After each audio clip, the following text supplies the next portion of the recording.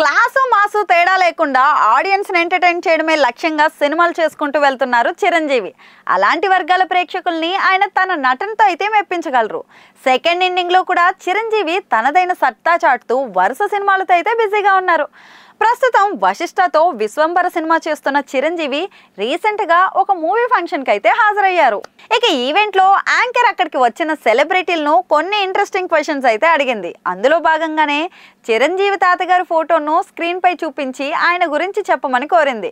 దీంతో మెగాస్టార్ చిరంజీవి తన తాతగారిని గుర్తు చేసుకుంటూ ఆయన గురించి చేసిన కామెంట్స్ అయితే ఇప్పుడు నెట్టింట వైరల్ అయిపోతున్నాయి. మా తాత పేరు రాధాకృష్ణమనాయుడు. ముందు నెల్లూరులో ఉండేవాళ్ళు, కానీ తర్వాత మొగల్తూరుకు షిఫ్ట్ అయిపోయి అక్కడే సెటిల్ అయిపోయారు.